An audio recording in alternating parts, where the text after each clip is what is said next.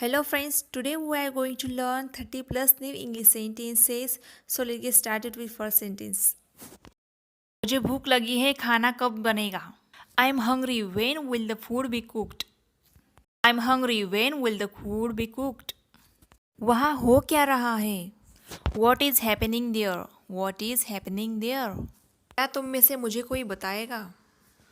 Will any of you tell me? Will any of you tell me?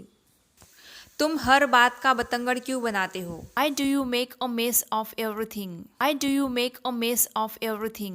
मैं तो बस तुम्हें छेड़ रही हूँ. I'm just teasing you. I'm just teasing you.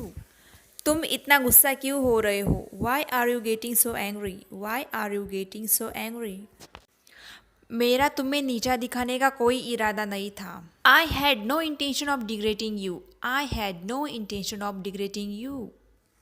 मैंने अनजाने में तुम्हारा दिल दुखाया. I hurt you unknowingly. I hurt you unknowingly. Unknowingly का मतलब होता है अनजाने में. आप तो हमेशा दूसरों में बुराइयां ढूंढते रहते हो. You always seek the evils in others. You always seek the evils in others. Evils का मतलब होता है बुराइयां और seek का मतलब होता है तलाशना या फिर ढूंढना. मुझसे ऐसी बात मत करो. Don't talk to me like that. या फिर I hate the insolent tone of your voice. इसका मतलब होता है तुम जिस टोन में या फिर जिस तरह से ऊंचे आवाज़ में मुझसे बात करते हो मुझे बिल्कुल पसंद नहीं. मुझे उससे नफरत है. इंसोलेंट का मतलब होता है ढीठ. क्या तुमने कभी मेरी भावनाओं की कदर की है क्या? Have you ever cared about my feelings? Have you ever cared about my feelings? Next day तुम इस लायक ही नहीं हो. You are not worth it. You are not worth it. Next day तुमने मेरे साथ अच्छा नहीं किया. You didn't do good to me. You didn't do good to me. मैं कुछ बड़ा करने की सोच रही हूँ. I'm thinking of doing something big. I'm thinking of doing something big. मैं कुछ ऐसा करूँगी जो तुमने कभी सपने में भी नहीं सोचा होगा. I will do something that you would never have imagined even in a dream. I will do something that you would never have imagined even in a dream. Next day मैं तुम्हारा मुंह तोड़ दूंगा. I will break your jaw. I will break your jaw. मुझ पर चिल्लाना बंद करो. Stop yelling at me. Stop yelling at me. Next day तुम उसे क्यों भड़काते हो? Why do you provoke him? Why do you provoke him? Provoke का मतलब होता है भड़काना. क्या यह समय आपस में बहस करने का है? Is it time to argue with each other? Is it time to argue with each other? या तो तुम बोलो या उसे बोलने दो.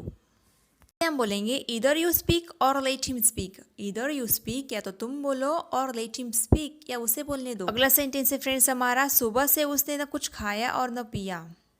ही neither ate nor drank since morning. Sentence है मम्मी मेरे खिलौने में चाबी भर दो. Mummy wind up my toy. Mummy wind up my toy. Wind up का मतलब होता है चाबी भरना. नेक्स्ट सेंटेंस है कपड़े धुल गए हैं या फिर कपड़े धो दिए गए हैं. The clothes have been washed. The clothes have been washed. जल्दी तैयार हो जाओ हमें देर हो रही है. Get ready soon. We are getting late. Get ready soon. We are getting late. अगला सेंटेंस है फ्रेंड्स हमारा. कैंडल खुद ही बुझ गई. तो इसे हम बोलेंगे The candle went off by itself. The candle went off by itself. Went off का मतलब होता है बुझना.